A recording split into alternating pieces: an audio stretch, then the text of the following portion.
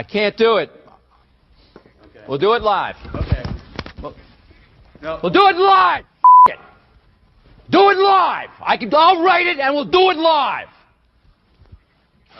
Thing sucks. I got 10 more years.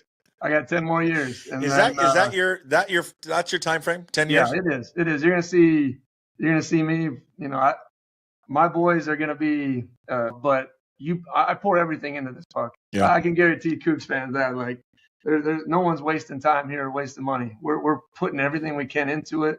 My family sacrifices greatly for this. This is part of it. We know that. But at the end of the day, this will be another 10-year run, and then we'll find something to do. I'll put headphones on like you, and then just get to be able to criticize everyone's play calling. Hey, that's you know what? It's so fun. You love you. I mean, that's the bottom line is we need you. You know, there's no other way around it. Yes, one person, you, can make a difference in this football game and also send a message to our guys, right? We love that you stayed here. We appreciate that you stayed here, right? Because they could have done a million different things, Puck.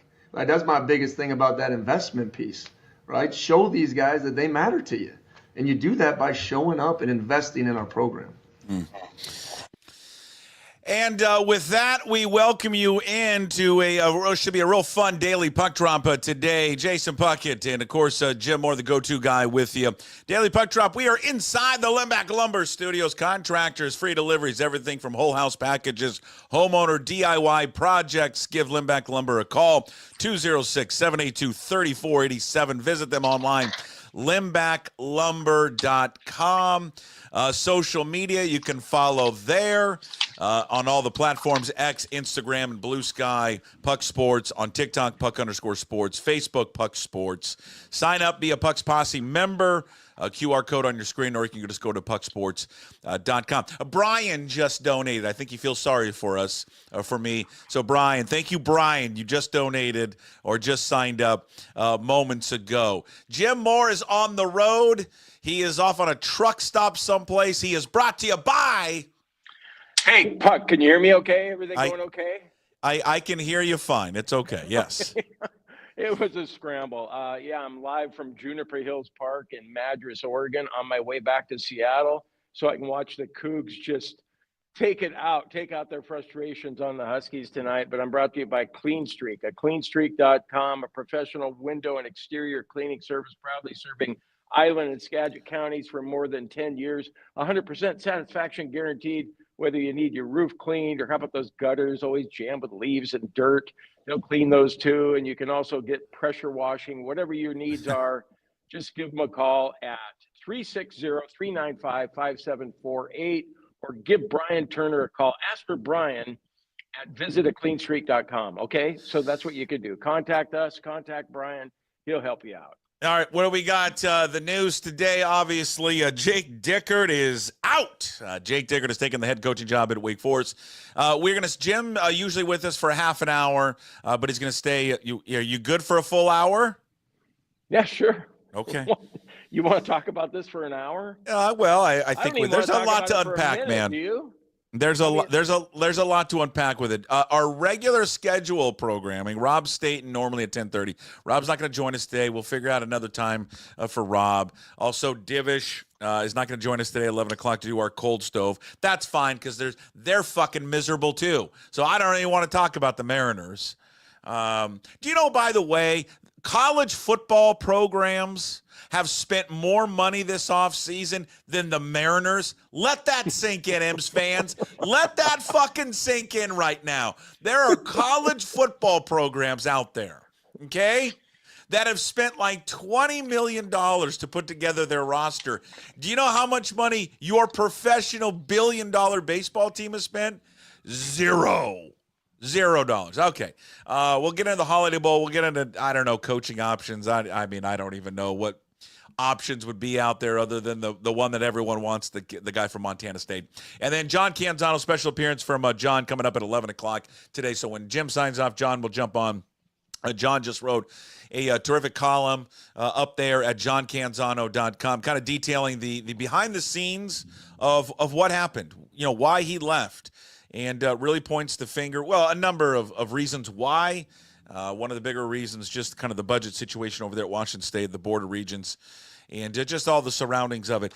I woke up this morning to a text, and I'm not afraid to say his name on the radio or on the show. I'll say it's from Ian Furness. I mean, Ian's not allowed to say our names on the radio, but I can say his name here.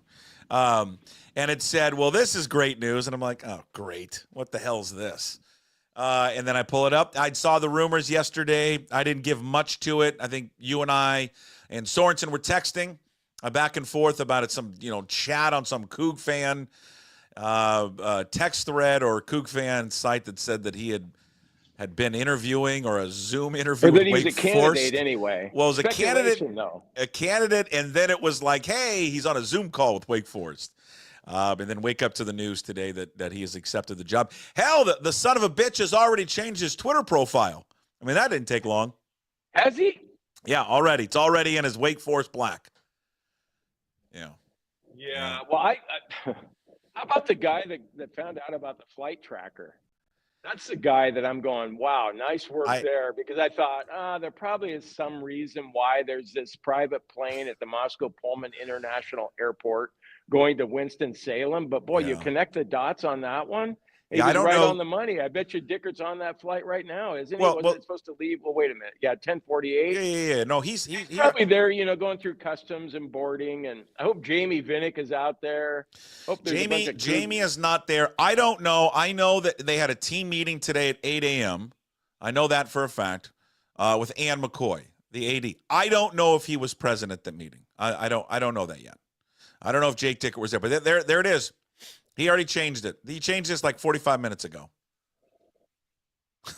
Well, you like to think he would at least have a smidgen of class to at least talk to his players. I would think that he would do that.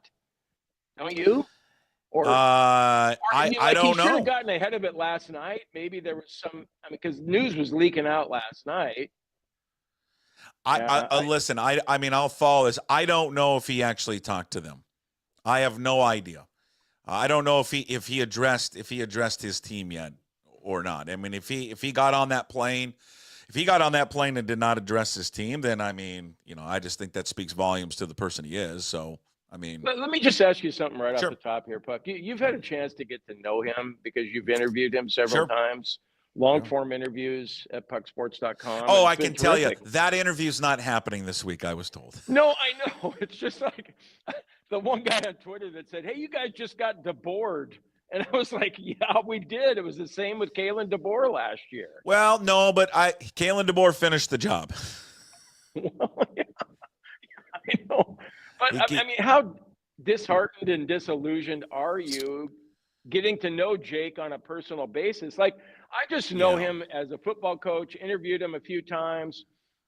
For all intents and purposes, he seemed like a really good guy. And that the most disappointing thing to me was that he seemed different than the rest.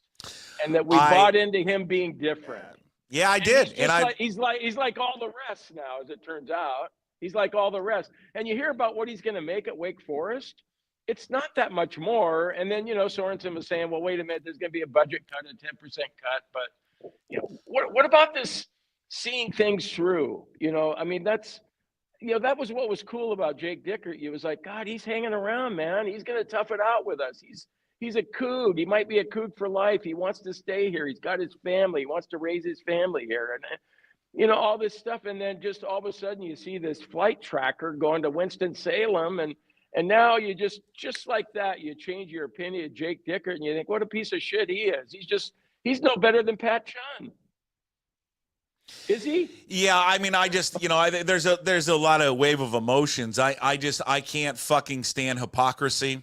They're all professional liars, and I knew that. I'm mad at myself because I just know. I've said that for years. They're all professional liars. But they're all. Wait a minute. You want to believe in the best of people. They're all professional liars. And I did. There was a part of me that believed him when he would come on and say the things that he did. I understand people. Again, I'm going to try to separate the two. I understand people wanting to climb the ladder professionally. I get that. I get that. I understand it. I think there were situations here that were problematic for a coach that wants to continue to coach. Wake Forest, fine. I mean, he's going to one of the shittiest programs in America, by the way. How is that a move up? That's the thing. People would say, well, it's a Power 5 conference or whatever. But, well, it is. I mean, Wake Forest never does shit in football. It's an ACC. At least they're protected. I think the benefit of it, there is no pressure to win there. That's number one. There's no pressure to win there. Number two, it's a private school. They've got the endowments through the roof. So the money is not an option for them. They financially is not an issue. Wake Forest, Winston-Salem, I've never been. I don't know what it's like there. I just think that they are, there's just going to be, different situations rather than being in a place where you're without a conference again, without for one more year until, you get your conference in 2026. But again, just professional liars. I shake my head when he sits up there 2 days ago lamenting all of the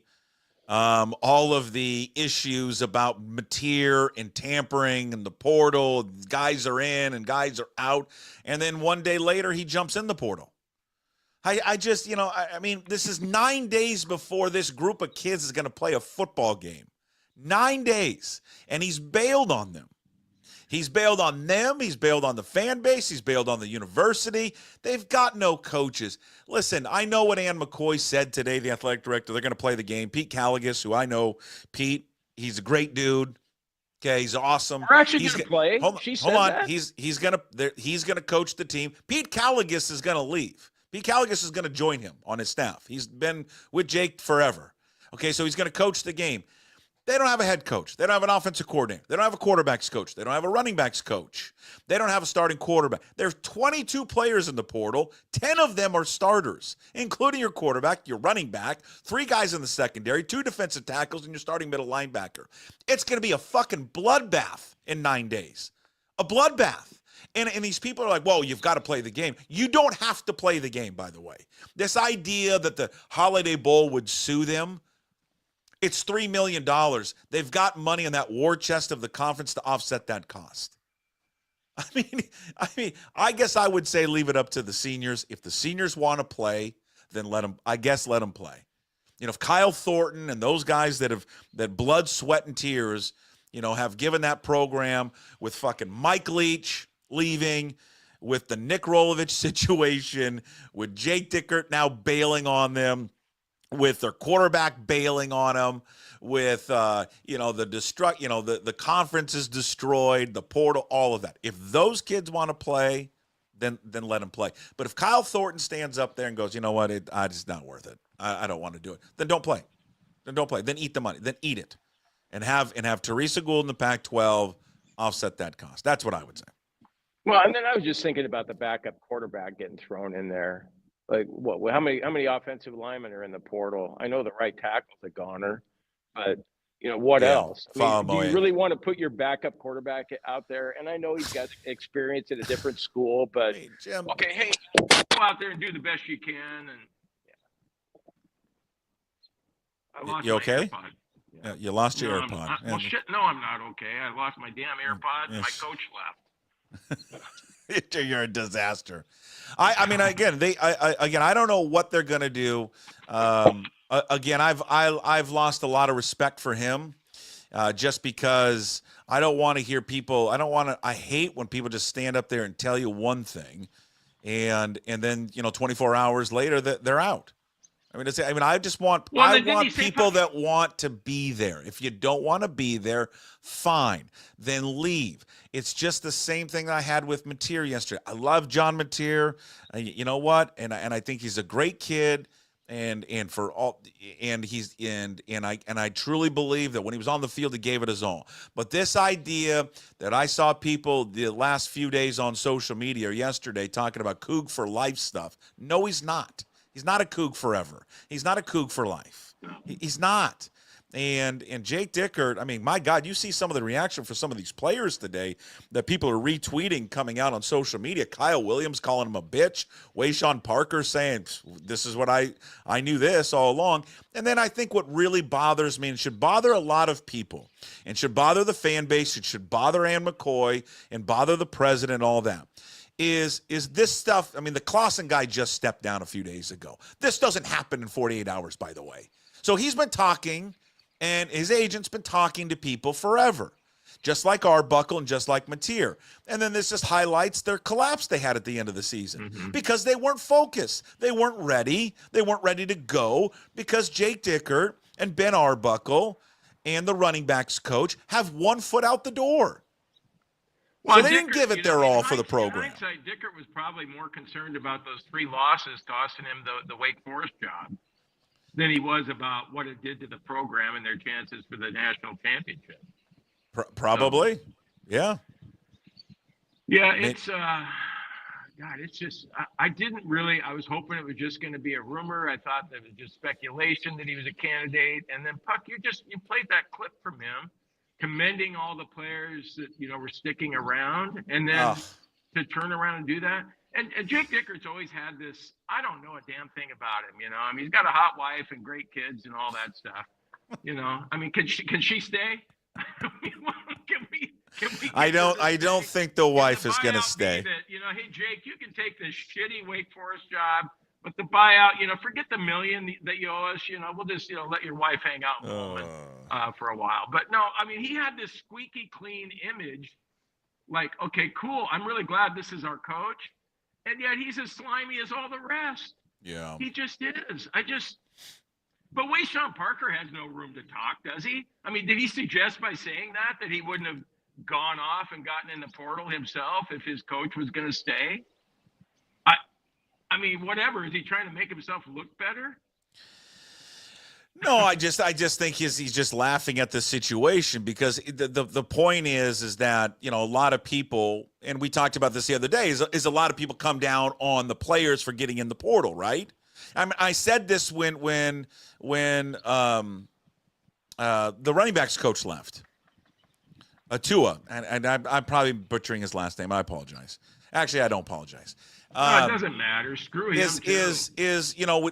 They learn. It's like the old commercial in the 80s. Drugs. Where did you learn this? I learned it by watching you, Dad.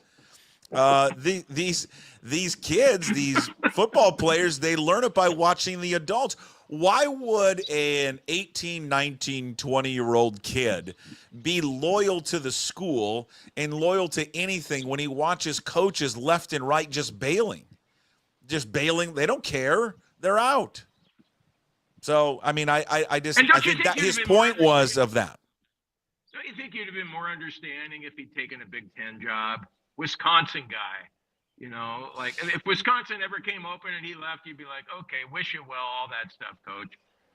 Or even Michigan State last year, if he'd gotten that job instead of Jonathan Smith, okay, close enough to Wisconsin, Big Ten football, you grew up with it.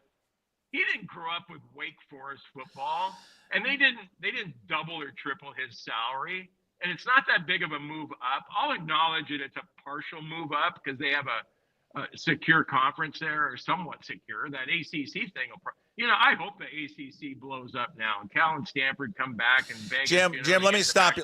Let me interrupt. The last football coach there had a winning record. Do you know when it was? This is what I'm talking about. Like this what, is in the 90s? This is the shitty situation this guy is going to. Okay, I'm not kidding. When this just tells me how desperate Jake Dickert was to get out of Pullman. He wanted out of Pullman so bad that he was willing to go to one of the worst, and I mean the worst, Power 4 jobs in the country. In the country. Without a doubt. This is one of the worst jobs in the country. But this is how desperate he was to get out of Pullman. The last coach at that university to have a winning record, I looked this up today, and I wanted to double check to make sure I was right. The last coach with a winning record was P. Head Walker. P. Head Walker. He coached in 1937. That's the last coach with a winning record. They've had some winning seasons here and there, but collectively, there's not a coach in whatever their era was, their tenure, that never had a winning record. No. They've had three. Jim. They've had 3 winning seasons in their history are 3 winning coaches with 3 winning records, 3 coaches in the history of their school. I mean, it's a joke. Defense. You want me to try and defend Dickert for a second? I actually don't want you to defend Dickert. I don't want anybody to defend Jake Dickert. I don't want to hear about what a great guy he was and all of that crap. I just don't want to hear it. I don't want to hear any of it. We all thought he was a great guy. Turns out he wasn't. I think he's a fraud like they all are. Yeah, they've had a losing program for years and years, but I'm going to be the one who changes that. Yeah, well, okay, you can think that all you want. Yeah. God, if he's the one that's changed. It's really strange when you go just overnight from thinking the world of someone to changing your mind 180 degrees or 360 or whatever the saying is, and then just thinking completely the opposite about him. And yeah, I don't know how would you conduct that interview with him right now if he consented to doing it? Because he's going to say something. Of course, what did DeBoer say? Did DeBoer say anything ever after he left? I mean, I think Kalen DeBoer. I can't recall it, man. I don't know. I don't know when he made the announcement. I'm not sure if he ever came on later, on KJR to ever do anything. I can't remember that whole time frame. I mean, here's the deals. I got a lot of this today. Well, now you know what we've gone through from Washington fans. Here's the deal. This is so different from this standpoint. There are resources at Washington that simply we just don't have at Washington State. It's just it. I mean, that's just the resources there are just vastly different. That's why this is completely different.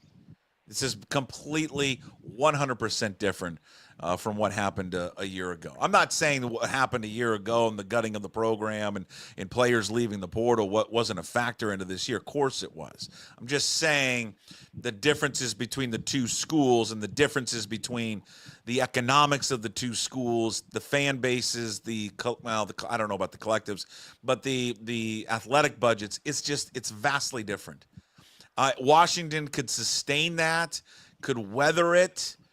I don't know how they weather this. I really don't. I mean, especially without, another year where you're not, in a conference, and maybe things change in 26, but I mean, she's got so much to do right now. I mean, Jim, it's December 18th. They're going to lose their entire class that they just signed. All of them. They can all leave now. They can go wherever they want. You're going to probably hear in the next day or two, more kids are going to jump in the portal. This is why when I hear people saying, oh, there's just no way they can't play in this bowl game. Yes, there is. There's a way they can't play in the bowl game. When your whole team leaves, you can't play. And I'm just telling you, there's going to be – you had the linebacker last night who jumped in. I just think more kids are going to – and they rightfully so are going to jump in if they want to. And you're going to be left with walk-ons playing against a fucking good team in Syracuse. Does anybody want to see that? Fuck, it might be like a mismatch of a 9-year-old football team, where you're watching these kids and the other team gets up by 50 and then you start... Intervey! Eagles! Then you, like I remember my kids' team once against Bothell over there, Pop Keeney, the coach instructed his running backs to run out of bounds instead of scoring touchdowns. That's the way it's going to be. That's the way it's going to be. I mean, Syracuse is a good team. I haven't heard. They're a really good team. It's a really good football team. That quarterback would have torn us up at full strength. Imagine it like 1/4 strength. What our defense is going to do against that kid. Yeah. I get it. It's a farce. It's a joke. We shouldn't play in that game because it's going to be an embarrassment. There is an off chance that we could somehow pull the upset, but it'd be the greatest victory in Cougar history. If they were to win the game? I mean, it would be the greatest victory. I mean, I don't know. I mean, listen, you know how I feel about it. I mean, I feel I am so tired of all of this. I'm tired of people not wanting to be there. I'm tired of the system. I'm tired for our school, who just continues to get, it's just one move after another. It's the conference, it's the portal, it's the quarterbacks leaving, it's the players that you find and develop and recruit that no one else. It's just all of it. And it's the fan apathy. And of course there's going to be fan apathy to all of this. People are tired of it. We should be celebrating and having a great time tonight because we're going to see hopefully a fun basketball game tonight, right? And it's got its own draw. Knowing the football and basketball gods when it comes to Washington State athletics, we'll probably lose by 30 at Heckhead tonight. Is your headphones connected in? It sounds like you're in a tunnel or something. I don't know. I don't know, man. There you go. That sounds better. I'm outside. But I mean, better? we should be talking tonight about why Danny Sprinkle is an arrogant asshole. That's what we should be talking about right now. Oh, you didn't like him the way he talked about the Apple Cup of Hoops? What the hell? Who the hell's Danny Sprinkle, by the way? I mean, honestly, who's Danny Sprinkle? That guy's done nothing. Why is that outfit favored over us tonight? I don't know. Has Vegas not been watching our squad? Yeah. Jesus Christ, we have a great team. Somebody told me real quick there's some history between him and Riley from their days in the Big Sky. Something I don't know. Something a history between those two because they faced off because before Sprinkle went to Utah State, he was at Montana State. So somebody told me there was a history between them. And then I think there was a recruiting battle between one of our players, the Why Not kid. I think Sprinkle. Know about that. Sprinkle. I think Sprinkle tried to flip the kid late, and it didn't work. Know without question Riley's team is better than Sprinkle's team. Well, we'll see. We'll see tonight. Well, we didn't spend 3. Come on, Puck, we're better. I don't know. Come on. Cal Meese is going to go off on his former team tonight. Well, see, that guy's – well, hold on. First of all, he scares me to death.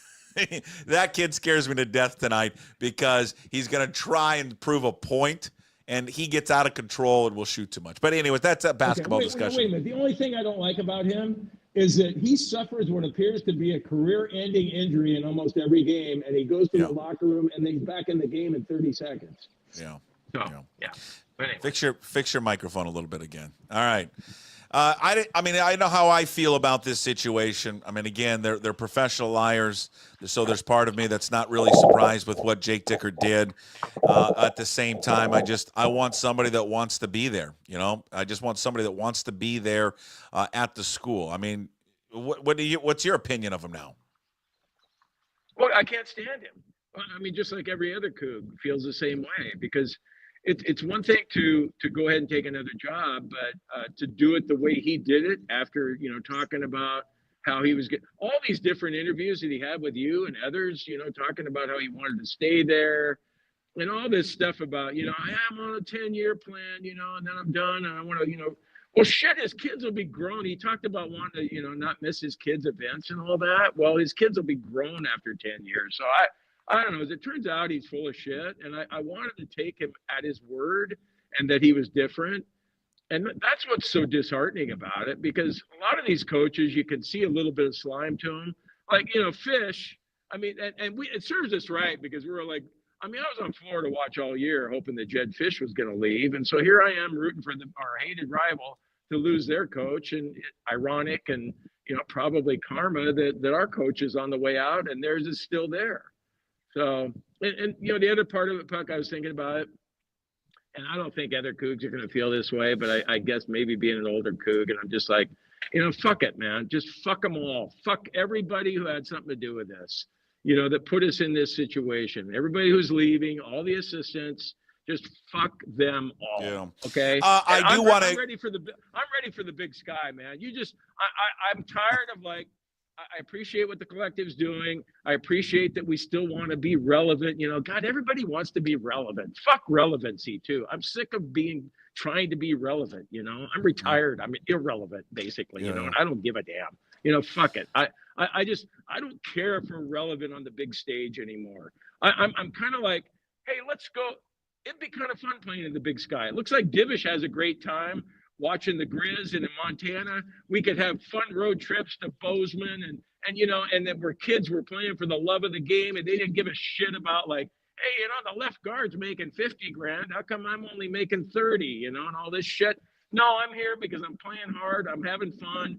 And have we forgotten? Somehow we've forgotten. Somewhere along the line, does anyone want an education anymore? Does anyone care about that? No one cares about that. It's just like, hey, I need my bag over here. Fuck the bag shit too. I'm 67. I'm sorry that I use bag, but fuck all of it. Stop swearing so much. I don't care, Puck. I mean, I'm sick of it. Aren't you? Could you see us going to the Big Sky and being okay with it? No, they're not going to go to the Big Sky, Jim. Come on, stop it. It's not happening. It's not happening. Are you sure? Yeah, I'm positive it's not happening. I like this point here. Listen, I'm not going to be a hypocrite. You're right. I mean, we took David Riley and we took all of his players. So, it's that's the thing, man. I mean, we're all hypocrites on it. So. Yeah, fair enough, Jason. That's a good point. Yeah, we move up. Hey, because you're not checking your phone. Move up your beanie so it's covering up your headphones. Oh, God. Just there you go. No, don't turn them down like that, dude. That's what causes them. No, you want me to turn it down because you just scolded me for swearing. Yeah. Well, we can't swear because YouTube doesn't like when you swear. All right. Keep it clean. Tell you that? Hey, you know what? YouTube would understand us swearing today. If YouTube was from Washington State, they would understand that today. Yeah, well, I swore earlier, so I'm being a hypocrite about it. Yeah, I mean, I don't know what what direction they go in right now. I mean, I think that the problem is they've got to act swiftly. They're going to play as of now with McCoy saying they're going to play in the bowl game. Caligus takes over. And then at least coaches them in the interim basis. I know that Edwards, the wide receiver coach, will call plays, but I mean, Caligus a Husky? Yeah, he was. Yeah, a Husky great, Husky legend, Pete Caligus. And we've got a Husky in charge. I mean, I just saw where Max Borghi says he wants to coach the team. I put on Twitter, I think Josh Meredith should be the player coach. I mean, Josh Meredith. He bleeds Cougar blood, man. Let's give him the job. Until Josh Meredith bleeds Cougar blood until he enters in the portal. No, he said he wasn't going to get in the portal. Okay. Or how about Gusta? Let's have Gusta coach the team. Yeah. Well, we'll see. I mean, I don't know. I mean, I think all this stuff changes now. I mean, I know what David Gusta told me, but I mean, again, there's nothing just because they say something, it doesn't prevent them from jumping in the portal. But that kid seemed to be a kid of his word. He really does. He did, but I would believe David Gusta. I for sure would believe him. And if you want to talk about candidates, I don't really have much to offer, and I'm hoping that you come up with some good names. But the cynical side of me is really out there on display today because whoever you come up with, like the Montana State guy, I'm sure he's done a great job over there, and there'd be A, B, C, D, E, F, G reasons why we should hire him, and yet I'm going to be going, yeah, well, he'll come in and just kind of stepping stone his way to a Power 5 school next year if we have a good season. Well, I mean, that's just, but Jim, that's just the reality of it over there. It just is. No one is going to be a lifer there. I know that. No one is. No one ever is. You just got to hope you squeeze 5, 6, whatever, 5 years out of it, and hopefully you hand the reins to somebody else and they take it over. I mean, you're never going to have someone that's going to lay down roots there. I mean, no one has ever done it. They all leave. Recruit there now. The new coach comes in. How do you sell the program now? Well, I mean, I think you recruit. You that was recruit a long pause. That was a long pause. You recruit. Yeah, it was like a half second. I think you recruit as heavily as you can high school because high school kids aren't getting as heavily recruited as they have before because of the portal. And you just sell. Hey, we'll develop you, and then somebody will come around and poach you. I thought this is. I mean, that's honestly what it is. I mean, I thought Jamie Vinnick had a great line yesterday in one of his stories, and it's true, and this is the craziness and the madness of college football. Imagine every year the Yankees and the Dodgers, every year the Yankees and Dodgers and the Mets just get to simply pour over all the rest of baseball, the Rays, the A's, all of them, and just say, we'll take that player, we'll take that player, we'll take that player, we'll take that player. Okay? They're going to do that every single year. That's what college football allows you to do. It just allows you to take whoever you want every year with zero rules and regulations. But I guess I'm just reading from Greg Woods today. Greg Woods, who covers the Cougars for the Spokesman Review, that Dickert did meet with the team, according to a social media post by Keith Brown. So he did meet with them. For what it's today? worth, I don't know. They canceled practice. Well, you mentioned baseball. No, you're right. That's a good analogy there. But and I'm aren't you disillusioned with baseball too? I mean, it's the same with college football. You look at baseball, and if you're not the Mets, Dodgers, or the Yankees, good luck trying to beat those three teams.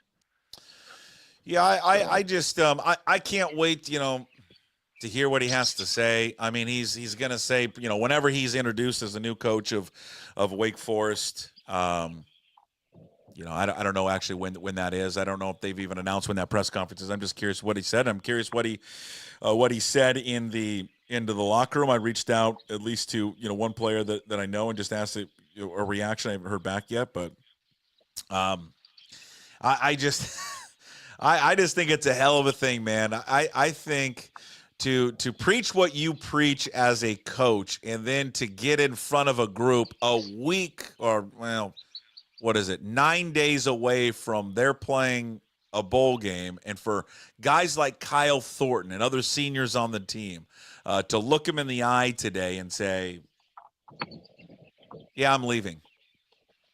Good luck in the bowl game, boys. Yeah, if you're those kids sitting there, especially, we're grown adults, and we're all torn up about it. God, I mean, if Jake Dickert was in your living room talking to your mom and dad saying, I'm going to take care of your son and all this stuff, and preaching how important it is to, show the commitment that these players have shown, and then to not do it yourself when you're a 41-year-old adult like him, there's a lot wrong about it. I'm interested to see what he says too, but it's always weird though when your coach goes somewhere else and you see him in different colors and they say something about he'll say something about hey, I want to thank Pat Chun and Ann McCoy and our school president. Why am I Kirk Schultz? I was drawing a blank on Schultz for a second. He'll thank all those people.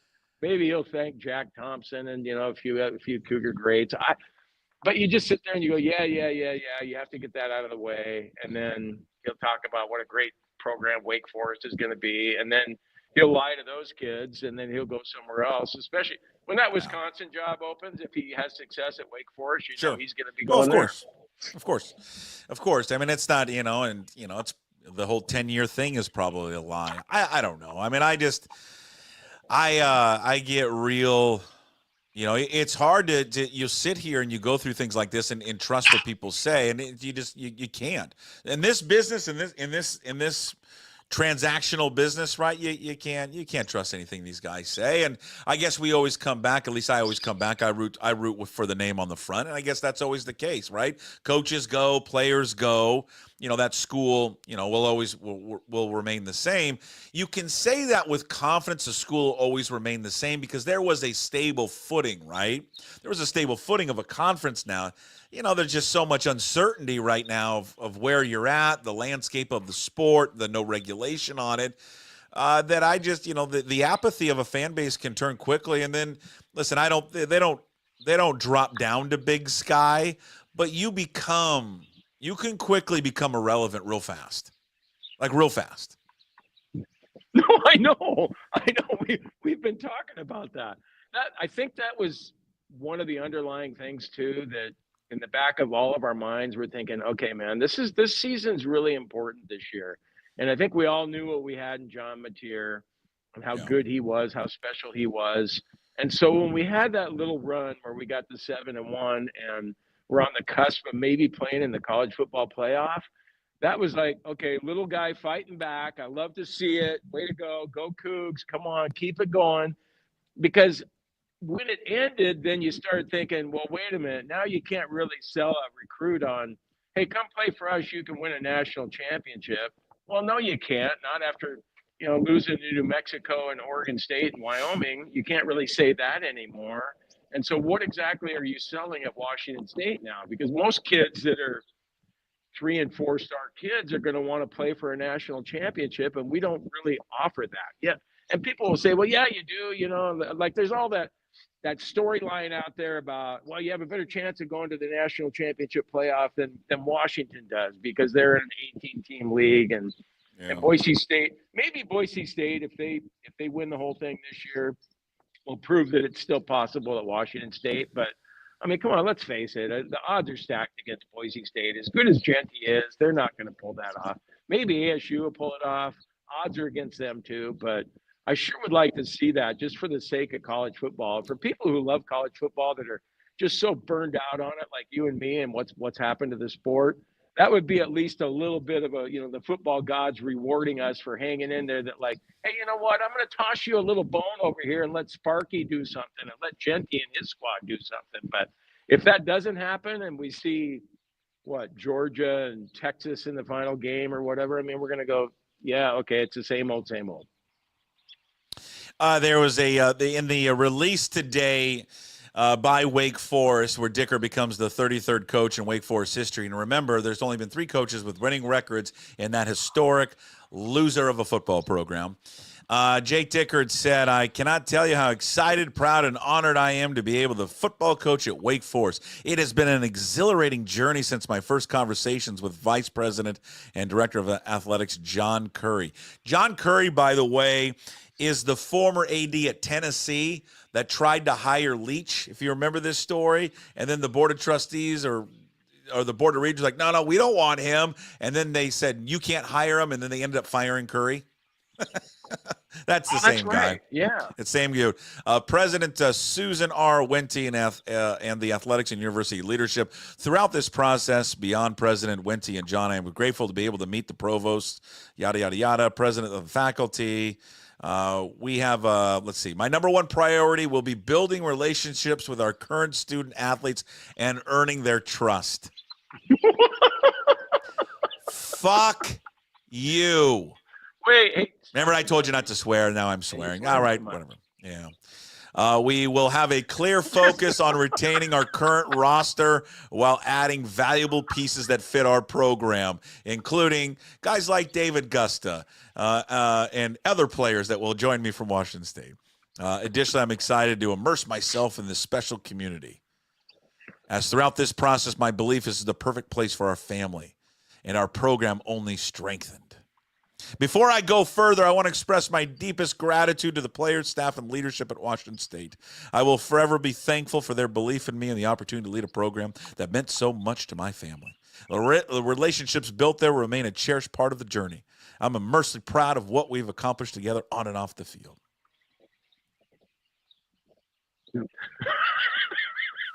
Just fuck all of it. You did it twice. Yeah, fuck everybody. I mean, you know, I thought Tony Thompson, the great Tony Thompson, of course, Jack's youngest son, Tony works over there at the university. I just thought he had the greatest image or GIF video on Twitter of like Denzel Washington slamming the door on a guy, and he just and Tony's response was, "Listen, whatever. I just want people who want to be here." So, yeah, no, I think we all do, and it offends us when people don't love our school as much as we do. Well, but here, hold on. Let me. But I think that's for everyone, right? I think everyone feels that. I think every fan base feels that way. I don't think we're unique in that. I think Washington fans. I think Washington fans last year when DeBoer left, I think that they're like, hey man, what the f? Like, we're a good school. We have a proud history of football. Why are you leaving us? I think every fan base feels that way. I disagree with you. I do. I disagree with you. I mean, I love being a Coug so much. And you talk to Husky fans, and I think they love Washington, but there's something special about being a Coug.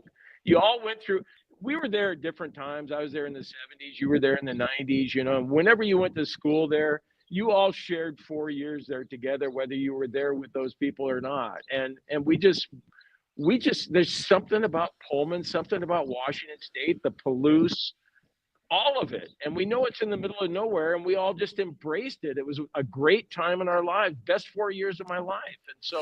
And that's what, I mean, shit, Puck, do you think they tear up all the time? You know, I mean, we tear up when we we always find our way back home. I mean, I do. Yeah, I mean, do. listen, And maybe, again, Wisconsin, when they jump around, do all that shit, maybe they do that there too. And I'm sure they do, but maybe I'm biased, but God, I just love being a Coug so much. And so it bothers, I know that. it bothers the but shit out of me when someone doesn't, value it and treasure it as much as I do. I know. I just think there's how you feel. Every fan base has the same feeling. I think that's just the case. I don't think we're any different or any more special because of where we went to school. I just think that I think the same reaction were for Beaver fans. I think it's actually worse for Beaver fans because he was one of them. He was an alum. He played there. So I think it's actually worse what they did. He took his clothes to the Goodwill.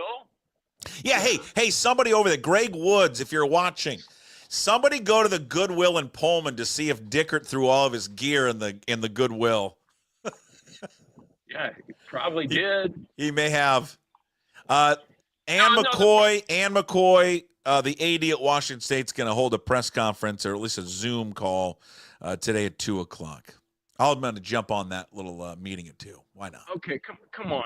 I mean, Dickert must have written that himself, that statement there at Wake Forest, because if it was the Puckett crisis firm or any crisis firm, they probably would have said, he probably was writing that down going, okay, I'm going to write this down. And yeah, I think I'll say, I'm really going to try and build trust with my players. He didn't write any of that down. Well, don't you think somebody would have said, hey, coach, you might want to leave that building trust part out because he didn't write look any what of you it did down. to your players that you left behind. Yeah. You imagine all those kids. I mean, we all think he's a slime bag right now, but I mean, imagine those kids that are playing for him and what they think and what they saw him every day. He was probably like a father figure of sorts to some of them. And then, well, of course. Have your dad turn around and do that. Yeah, I mean, I think for a lot of those guys, these coaches are. I mean, I think that they feel a good amount of them feel a certain level of distrust of what transpired and what happened. And I think it's just a lesson, I think, for all these guys, these kids at this age, to just understand. And this is the bigger problem of it, right? Is this, I don't know, self-entitlement, but is this I need to get mine, because they see people who are in leadership positions doing this. Thus, they are like, well, he does it, so I'm going to do it. I mean, there is no loyalty anymore to any of these coaches. None of them. None of these coaches in football are loyal to anybody. None of them. No, I know. If you had to guess out of all the different reasons why he took that Wake Forest job, what's number one, number two, number three? I mean, you mentioned how he was upset with fan attendance there at Martin Stadium. That bothered him. Was it, the pay what does cut? he expect at Wake Forest? They don't fucking come out there at all. No, I know. So what do you think Forest. it was? Was it the money? Was he tired of the whole situation, the uncertainty? Of all the reasons, and there's just a bushel full of reasons why he would take that job. What do you think number 1, 2, and 3 were? I think uncertainty. I think that the uncertain future of where college football is at right now. But the funniest thing to me is he's going to an uncertain situation, right? Where again, which does have some clarity coming up in a year from now. But again, an athletic department that's dealing with some severe budget issues. I mean, some real issues with their budget.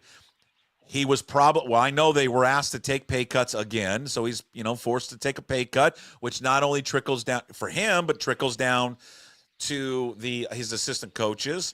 Probably publicly said he was in favor or praised the collective, but probably behind the scenes is like, where's all the support? Walked out to that stadium and despite not having a great home schedule, is like, where are all the people? And they're not there. And then he just, I think that the fact that Wake Forest has a home is probably the biggest thing. But the funniest thing to me is the next conference to break up and to dissolve is the ACC. That's the next one. Yeah, they'll cease to exist soon. Or if there's another one to fall, it will be them. They'll fall.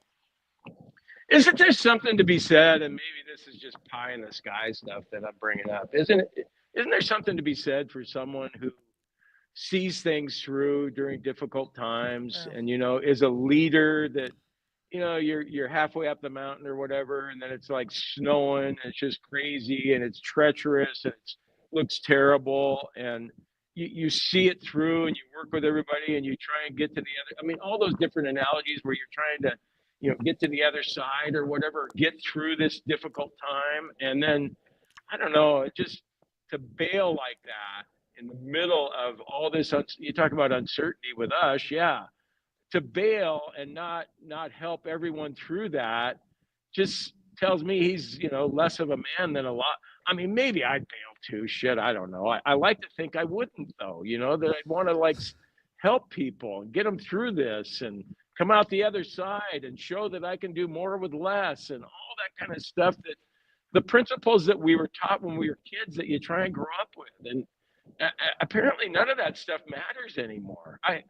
Forget the Washington State part of it, just the situation that you're in, just try and, okay, yeah, this is really, it's a hard time, guys, but God, we're going to get through this together. And then just, all of a sudden, and I'm sure he said all that shit and then just took off. And it's just, I don't know. I don't even know what to say about it, except for I want Wake Forest to go 0-12. Yeah, well, yeah. I want them to be, you know what, and you said it the other day, and despite like what I said yesterday about like the whole John Mateer thing is Coug for life, and I want people to just understand this. Listen, I am going to be a fan of John Mateer's forever. I just, I like John Mateer. I like him as a player, and I'm going to be intrigued to see where he goes. Maybe John lands at Wake Forest. You never know. But, I think the Coug forever stuff is just stupid because John Mateer goes and plays in the NFL. Let's say he does. He's not going to say, hey, John, on Sunday Night Football, John Mateer. He's not going to say Washington State. He's going to say Oklahoma, or he's going to say Miami, or what have you. But, I think for guys like Dickert and, seeing things through and commitment and all of that, I mean, that's, that stuff is, that stuff's over and overblown. You tell your kids that type of stuff that you should do in life. Well, yeah, of course you do. Yeah. Well, okay, next year I was just going to check to make sure. I saw somebody on Twitter said that Oregon State plays Wake Forest next year. Do they really? I think so, and I think we should all go down to Corvallis for that. Let me pull that schedule up. Let's see. They are at Oregon State October 25th. You and I will be there, and I want all Coug fans to be there. And Oregon State, I want that fucking chainsaw all game long. And then let's get a picture of Dickert's head. And we'll just slice it up. Okay, that's a little too far. Benny the Beaver or whatever he is, just smacking the shit out of that Demon Deacon dude. Yeah. Let's see, what games will he lose? Well, let's see all of them. Puck, I was just thinking about you too. And I mean, you went over to Pullman. You're getting pucksports.com off the ground with your podcast. You're doing a terrific job, by the way. But I mean, I think your listeners know this. You drove over to Pullman to sit in his office and talk to him face to face about being with you here on this podcast. And then to go from that meeting in that office, how you thought of him that day when he agreed to doing it, to where we are now. I mean, you just said fuck you to that guy, and I don't blame you. We're all. I just think. I mean, there was always a sliver of me that thought he would see it out, that I thought he would see it through. Okay. But also still, I wasn't naive that if he were given an opportunity, he would leave. We have always talked before on the show about Wisconsin. What I just don't have respect for, I just don't have it at all, is a guy leaving a week before you play in a game. I have zero respect for that. And I don't think anyone should. What if he'd taken the job after the Holiday Bowl? Would you have been okay with it?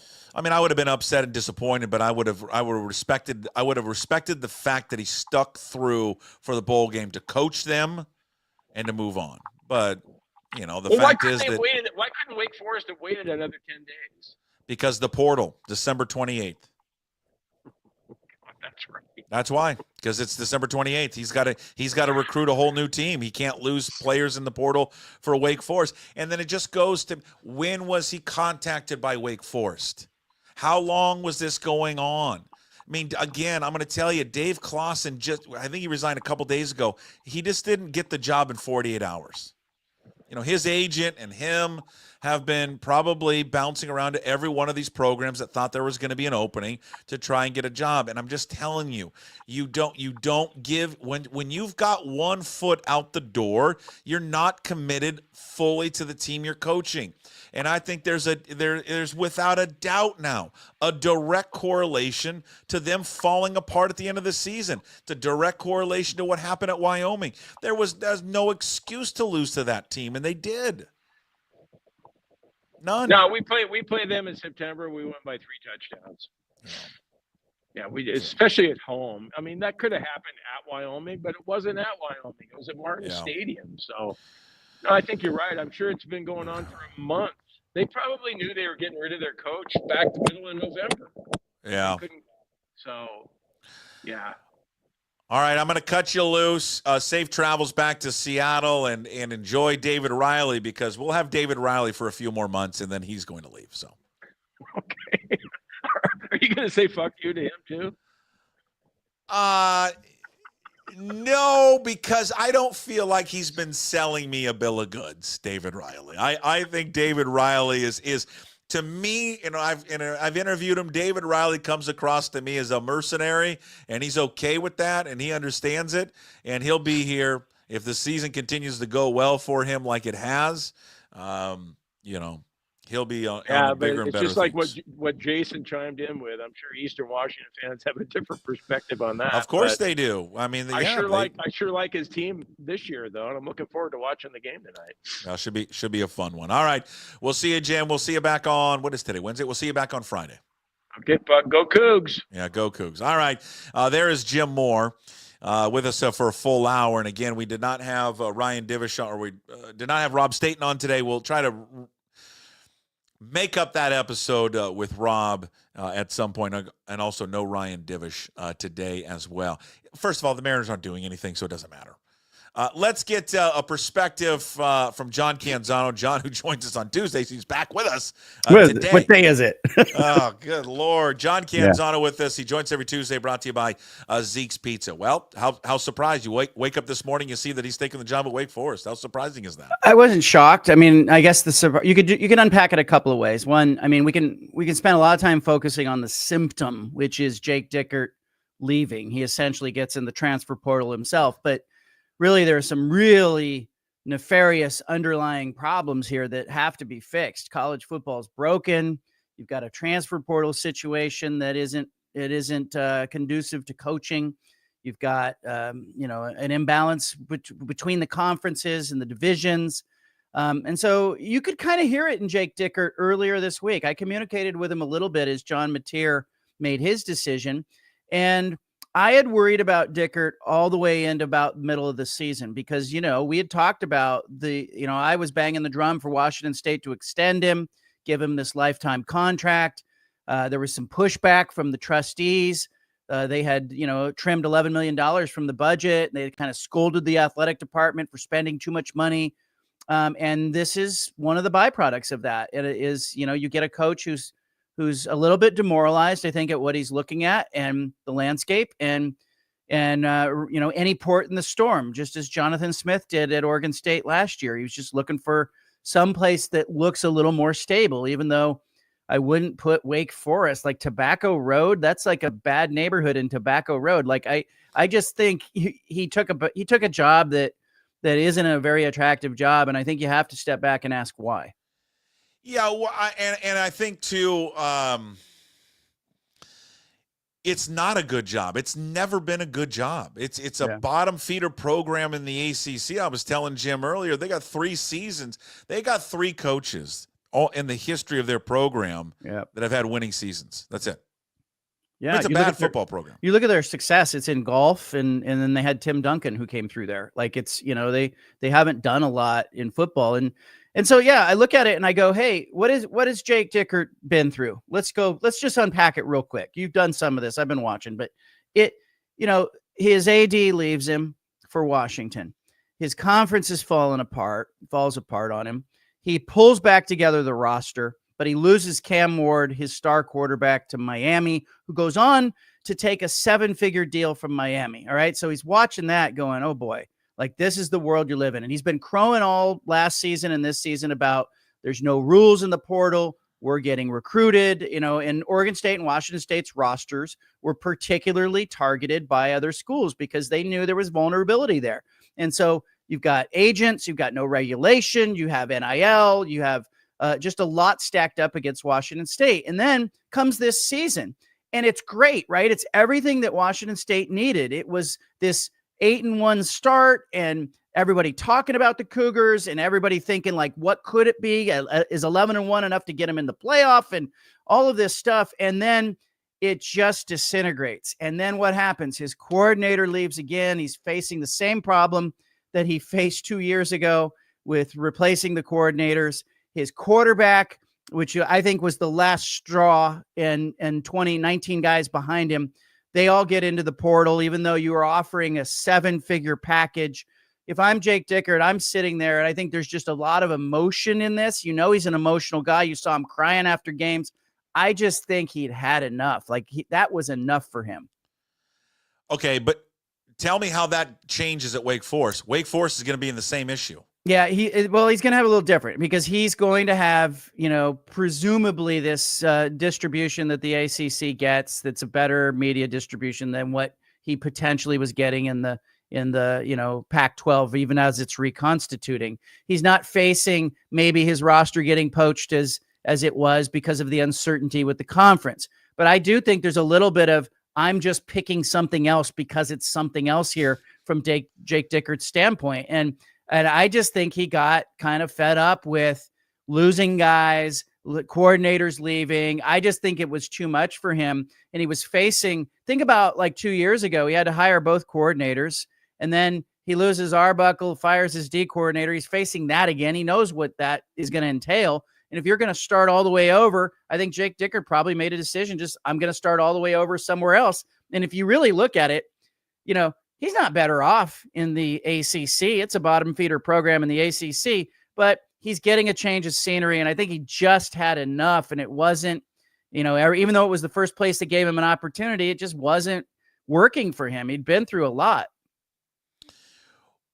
Do you think, was there ever an offer on the table from Washington State to him in a contract? I don't think so. And we're going to hear Ann McCoy. There's a 2 p.m. news conference today, and the AD at Washington State's going to speak, and she's going to get that question.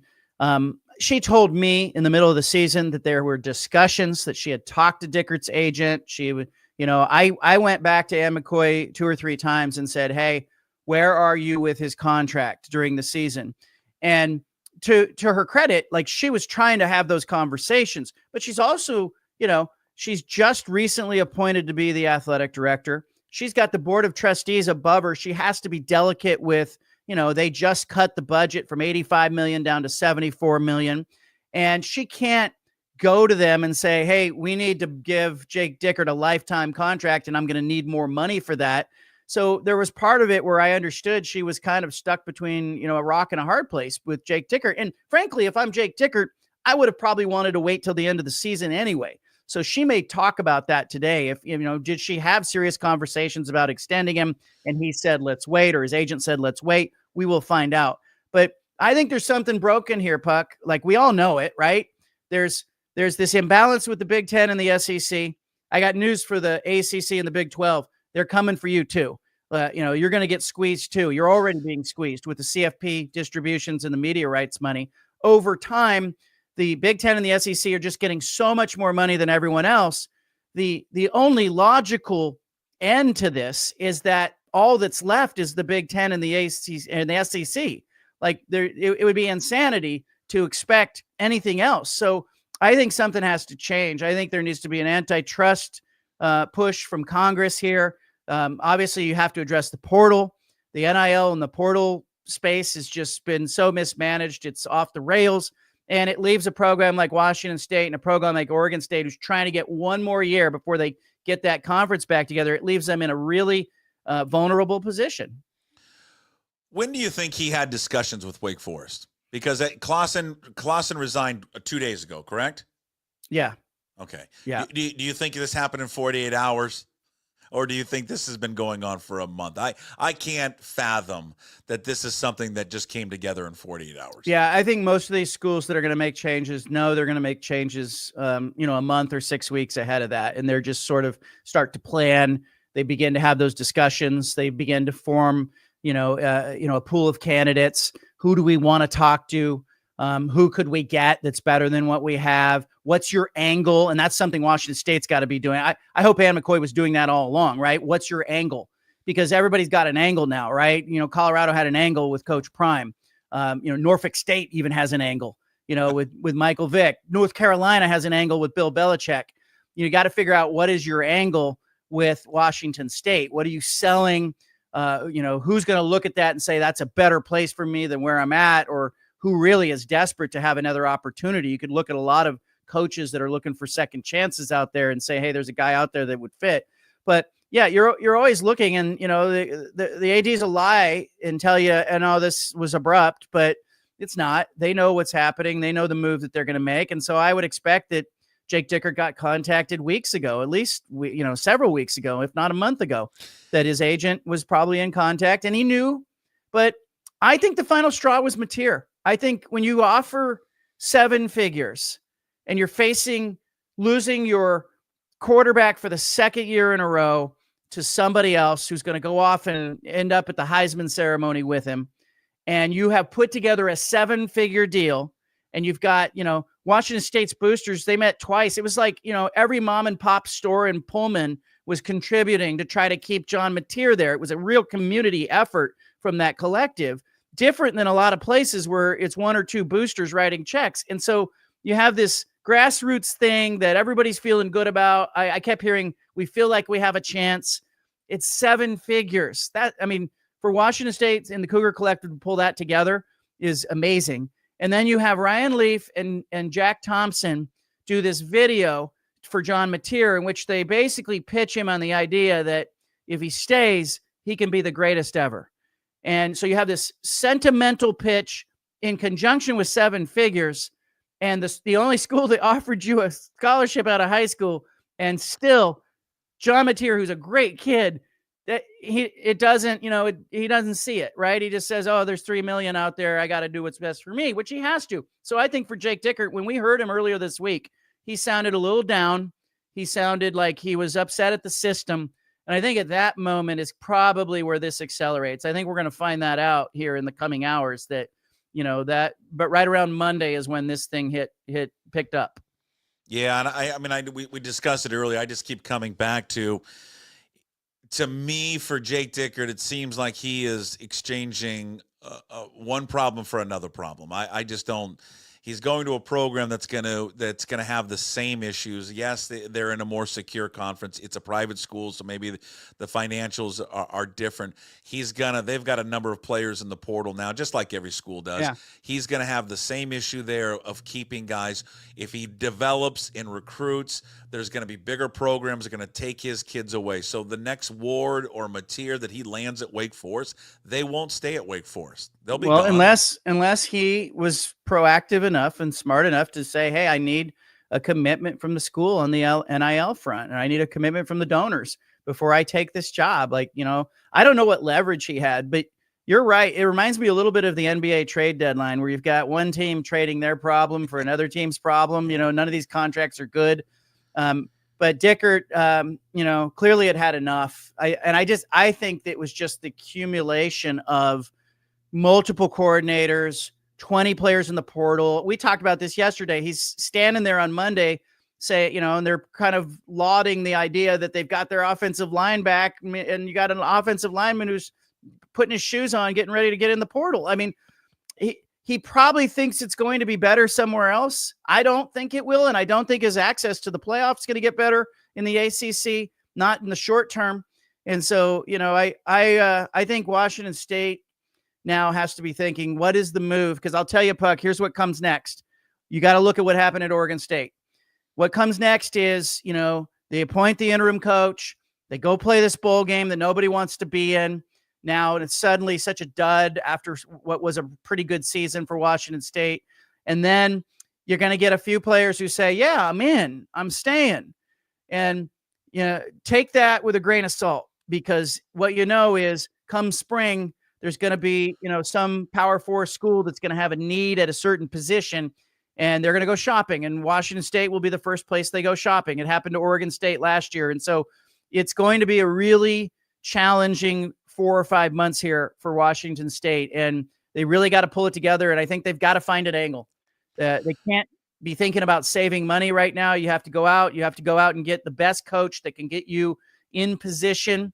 And I would look at a lot of second chance guys that are out there that are coordinators elsewhere that might want to be a head coach again, that, maybe got fired at a job, are looking to get back in. And it's fine if you view yourself as a stepping stone at this point, but you need to find an angle.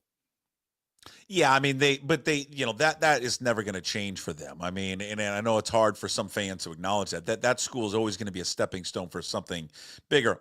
And the reality, though, John, this, most programs are like that. There are very few programs that aren't a stepping stone to something bigger. All right, Kalen DeBoer just did that to Washington. Sure. To go to Alabama. I just know but Washington State is gets hit harder probably than most programs. The first call I would make. You're right. There's like 5 jobs out there that are jobs you don't leave. Everything else is coaches waiting for a better opportunity. Of course. But I think what hurts the Washington State fans, you can speak to this better than anybody, is that, when everything happened with the Pac-12, you looked over at Oregon State and you said, gosh, they've got it worse than us, right? You did, because of course. Jonathan Smith bolted on them. Yeah. And Jake Dickert had this, we still belong, we're in this, we matter mentality that I think really spoke to fans. And you saw the emotional outpouring after games when he won games, and including the Apple Cup. It was just this huge emotional outpouring, and the fans felt like they were in it with Dickert. Now, he's packing up and his kids are leaving. And, I got a note from a pastor there at a church down the street from Washington State who said he's heartbroken for his daughter because his daughter is friends with Jake Dickert's daughter, Riley. And he's saying, my kid has lost so many friends because all of the coordinators and the families that were associated with other programs have moved away and turned over in a short time. So it's up to Ann McCoy now. She's got to find an angle. I mean, I just keep coming back to that. Everybody else is looking for an angle. Unfortunately, you're a little late to this cycle because of everything that's gone on. But look at what Carolina did with Belichick. Look at what happened with Michael Vick in Norfolk State, and find an angle if you're Washington State. Do a 3-year plan. Whatever that is, I mean, I think if you're gonna look at coaches, I mean, I think everyone's gonna point to one coach in particular. I think he's had great success. Will be Brent Vegan, and I think that's how I pronounce his last name. If I could be butchering it, but he's the head coach at Montana State. He's been there for 4 years. He was a similar path of Dickert. May have crossed paths with Dickert as well, because they come from the Craig Bowl tree at Wyoming. He is highly regarded. I don't know if he's holding out for a bigger gig and would look at Washington State and go, nah, I can win one more year here at Montana State and I'll have a better opportunity elsewhere. But, I mean, at least that would be one of the first calls I would make. The first call, or the second call I would have made, would have been over to Idaho for Eck, but they're too late because Eck is already on his way to New Mexico. And I bet Eck's going right now going, I don't know if he views, maybe he views New Mexico as a better job. I don't know. But No. I think the coaches are looking at Washington State and Oregon State, and they're looking 2 years into the future, and they're saying, okay, this is going to be the best, the next best conference after the Power 4. So I do think it holds that kind of appeal. But, you're looking at, take a page from Boise State. They've built great culture.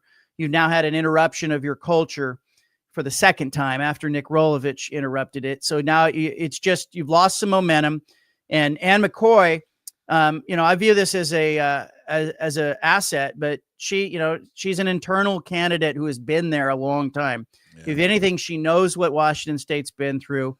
The challenge will be, will the regents, will the trustees at Washington State, will they pay, and will they say, hey, we're willing to go a little above the budget here to go out and ensure that you can lock down a coach and give them the resources and the assistant coaching staff that you need.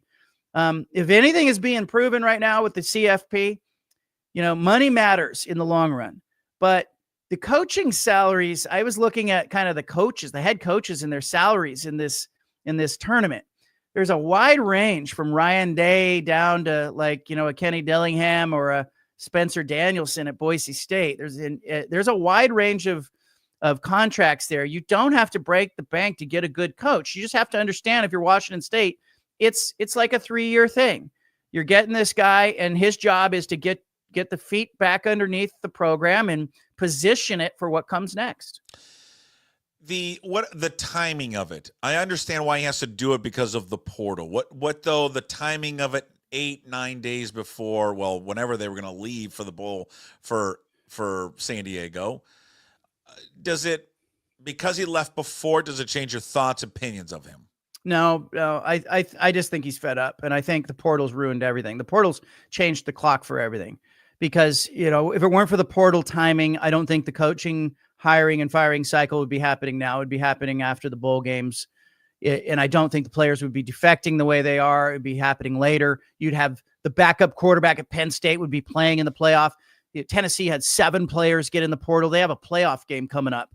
The portal has ruined everything. That the portal is a mess. I filed my column this morning on Dickert's departure. I immediately got text messages from one head coach and 2 athletic directors that are at Power 4 schools. And they said the unanimous feeling is the portal is a mess. The portal is broken. The system is broken. They all know it. They're just struggling with how to fix it. And, they're, again, caught up on this student athlete thing. We got to get these kids enrolled for school in January. Got to get them into those sign language and yoga classes, online classes that are going to be taking place in January. So you got to let them get into the portal on December 9th. So the timing of all this is off. It's not great for Washington State, and it's going to get worse in the spring, because anybody who has a need is going to come shopping in Pullman. So whoever they bring in has got to start gluing guys to the roster. Last year, how many recruits did Oregon State lose? Not the portal, but just the recruits they signed. On the defensive side of the ball, they kept an unusual number, but they were young, right? Because they went like Dickert, they were going with young guys. So they had sort of an understandable mass defection on the offensive side, because those were Jonathan Smith guys. Let me jump in. I'm sorry. Let me rephrase that. What I meant was the recruiting class that came in. So like the Cougars, they signed a really good class. I mean, it was regarded as a good class in 25. Now they can all leave if they want. They can. They're going to lose. They're going to lose a significant number of those commitments. Yeah, that's going to be a problem, because NCAA is going to say, hey, the coach left. Kids can leave now. They can change their mind. But I think there's that's why you probably immediately appoint an interim coach who's on the staff. And you think about retention, and it's 100% why Trent Bray was kept as the head coach at Oregon State. They felt like at least on one side of the ball, they could keep part of that recruiting class. And they did on the defensive side of the ball. Pete Caligas, who is ironically he's assistant coach, head coach. He's the defensive line coach. Ironically, he's a former Husky legend. He's going to be the interim coach for their bowl game if they play it. Let me ask you, should they play it? Yes, I think they should.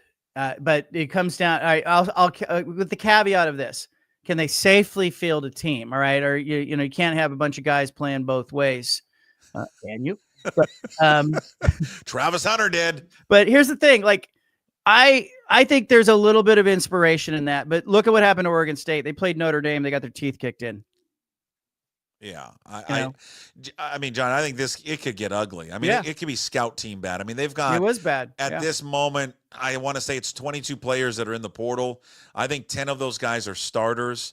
I mean, my God, I don't know what happens here in the next 24, 48 hours before they get on that plane to go to San Diego. Here's why you play it, though. You need that money. I mean, if you're Washington State, you're getting that money. You get that payout. But it's $3 million bucks. Yeah. And by the time you travel down there and pay for all the expenses to go do all the stuff and then fly the cheerleaders and the band, you don't get a lot of money left over. They are getting the way that the distributions were laid out for these next 2 years.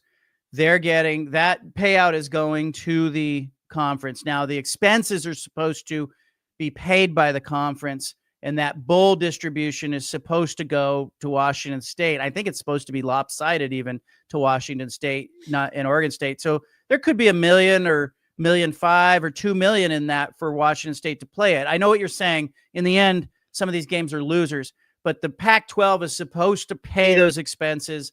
Then that distribution should be infused into Washington State's coffers. Okay. But I understand Let's what say you're they saying. can't. Let's say they can't play. Let's just say they can't play. They're like, we can't field a team.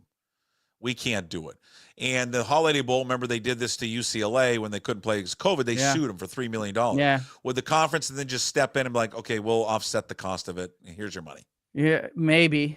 I think ultimately they had to do that with that other lawsuit that they faced. Because they didn't play Oregon. Did they? The Holiday Bowl end up ever paying Oregon from the previous year? I think they withheld the money or threatened to withhold it until the Pac-12 said, "Okay, we're gonna make good, or we'll make you whole on what UCLA owed you." The sad thing is, like, maybe you could send Oregon State in their place. Like, I don't, Yeah, let the Beavs go down there. Trent Bray, you up for this? Give Oregon State $500,000 to go play that game. No, look, I think you play it if you can play it safely. Yeah. You need the money. It's not a bad thing to be able to say you went to a bowl game, even though, Oregon State, you look back last year, I don't remember the score, but it was ugly against Notre Dame. It was bad last year when Oregon State played that game. And it was really kind of hard for Oregon State fans to watch it. But look, I'll tell you this, I think the expectations for next season at Washington State, don't lower the bar. You've seen the schedule. Whoever comes in and takes over this program, you should start the season going, you got to be bowl eligible. They did it at Oregon State. They came very close, had they not just had a swoon late in the year, I think, they would have won one of those games and they could have been bowl eligible. And that would have been a major victory for them, given everything they've been through. Washington State, the blueprint now. You're not going to have depth. You're going to need to make a really shrewd, smart hire here. Yeah. So Ann McCoy's on the clock. She is. Go read John's latest column. He just wrote it about an hour or so ago. It's published. Jake Dickert's defection from WSU should raise alarm bells. One source telling you from the school, this shit's got to change. See, I can say that on here. I got it. Yeah, it has to, because it's just, look, there's an issue here. There's a bigger issue, and it's not just about Washington State, Oregon State, Pac-12. It's not about Boise State. It's not about the Big 12 or the ACC. It's about everybody. There is an antitrust issue here with so much of the revenue going to the two big conferences, so much of the TV revenue going there. This is not sustainable. And I worry that, I think Big 12 and ACC schools, look at Wake Forest. They're looking over like they got over on Washington State today. I don't think so. They're coming for you too. They will be squeezed. Every one of those schools that's not in the SEC or the Big 10 is going to get squeezed. 100%. All right, you know what? I'm gonna if you're on that call later today, I'm gonna jump on that Ann McCoy Zoom call. Why not?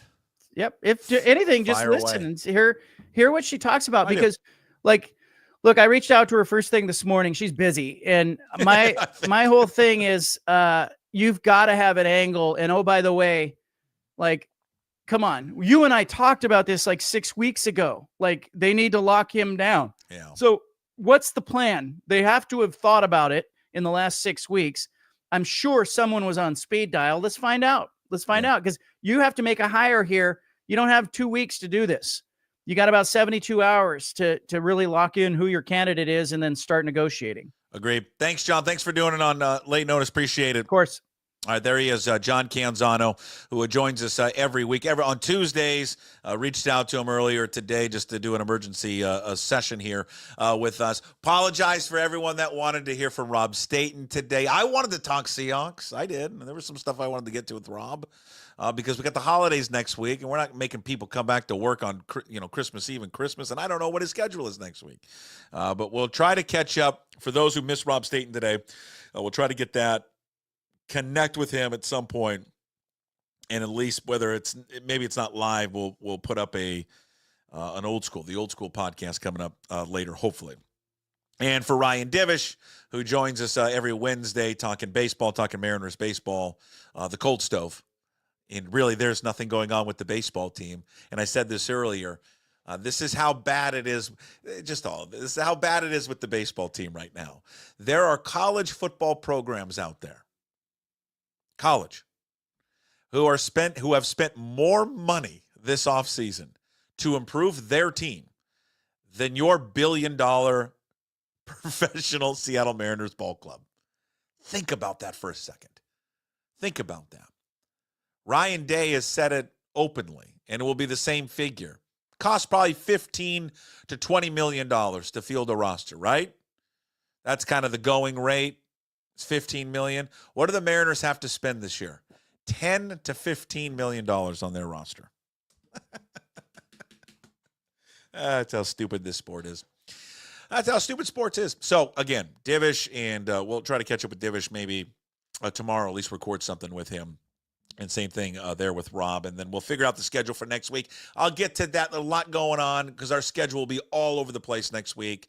We'll be back on Monday for sure. We're not going to do a show on Christmas Eve. We're not going to do a show on Christmas. I don't know about Thursday or Friday. Most likely Friday, but I don't know about Thursday just in terms of where everyone's schedule is at with the holidays, right? The next couple of weeks is kind of all over the place, right? Christmas Eve and then New Year's Eve and New Year's. Before we go, of course, Restoration 1. We always end the show with, hey, what the puck? It really could just be the rant of the day. Restoration 1, they're of North Seattle. Your restoration company lets you avoid the stress of water, fire, and mold damage with their property restoration services. It is locally owned and operated. Make them your first call when those damages affect your residential or commercial property. 206-817-8917. Visit them online at restoration1.com. North Seattle franchise. Big thanks to those guys for being big supporters of Puck Sports. Well, I mean, it's just I'll just start it off. They're professional liars, all of them. I thought this one was different, but he's not. And so it just comes to no surprise to me that someone like this would do this. Disappointed, really bummed, very much the same way that I felt with John Mateer, that I thought that Jake Dickert was going to be the outlier, but he's not. And again, it goes just back to rooting for the team, the name on the front and never on the back, and coaches come and go. I mean, I thought that he wouldn't stay here forever. I didn't think he would leave under these circumstances based on so much uncertainty with the program. But he needed a lifeline, and he wanted out. And there's no doubt that I think some of the distraction, especially how this season ended, which bothers me even more. And it should bother people like Ann McCoy. And it should bother people that are on the Board of Regents. It should bother the school president. And it should it should bother the alumni. It should bother the huge donors. That you had a coach who was coaching the final month and a half of the season with 1 foot out the door. Because why do I know that? It was represented on the field. How they played on the field, how they routinely were outmaneuvered and outcoached on the field, let me know without a shadow of a doubt. And people would say that to me. And I would defend Jake Dickert. And I'd still defend Jake Dickert. I think eventually he will be a good head coach. I think he does have the right qualities to be that. But to those who had that opinion that he had 1 foot out the door, that he was out prepared, he was out coached, that's clear as day, because I think there was a distraction for him. There was a distraction for Ben Arbuckle. And then I think late in the season, maybe it was the Wyoming game, I think there was a distraction, no doubt, for John Mateer, because John Mateer is negotiating with people because he doesn't have an agent. He's got a family friend helping him out, but people are contacting him, contacting his family.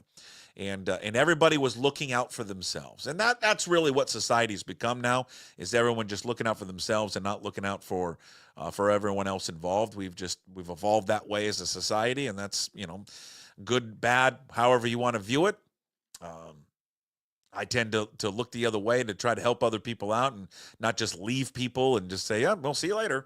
But hey, I guess that's his decision. That's his family. And that's, he's got every right to make the decision that he wants to make. But, and again, I think, and I'm not going to hear coach speak anymore. I am so tired of coach speak because we've heard it all the time. For those seniors that have had to go through what they've gone through, of all the coaching changes that have happened over there, some of them 3 coaches, 4 coaches, 3 coaches that they've had to go through, I mean, it's just if they want to play in that bowl game, fine. But I think if those seniors like Kyle Thornton get together, have a team meeting, and say we don't want to play, then they don't play, and then have the Pac-12 cover the costs. Because if they don't want to play and they don't want to be in it, then they don't have the game anymore. But I just think that it's a sad day for our university. It's a sad day, I think, for college football. It's an awful year, couple of years for college football. What it's become a joke, and it has become a money-grabbing cesspool is what it's become. And it's affected not just our school, it's affected a lot of other schools, right? It has. It's affected everybody. There's not one school that hasn't been affected by this. All right, Ann McCoy, the AD at Washington State, will speak at 2 o'clock today. I will jump on that Zoom call, and certainly I've got a lot of questions for Ann McCoy, and we will maybe later in the day we'll come back and I'll do another surprise, maybe a little puck bite. We'll do a surprise show later this evening. I got to coach Whitman middle school basketball tonight, so then after we're done coaching the 6th and 7th graders, we'll come back and maybe share with what Ann McCoy had to say at 2 o'clock today as she meets there with the media. All right, we'll see you tomorrow, Thursday edition. Michael Shandugar will stop on by. Mike Garofolo will talk NFL, and we'll see who else leaves Washington State. I don't know. It's give it 24 hours. Maybe somebody else bails on us. All right, we'll see you tomorrow. As always, we promise to be better. No shoes, no ties. Would anybody like to smoke some pot? Yeah. I was born to love you. I was born to lick your face. I was born to rob you. But you were born to rub me first. What do you need my address for? We'd like to send out a mailer. Mother of mercy, I don't speak Japanese!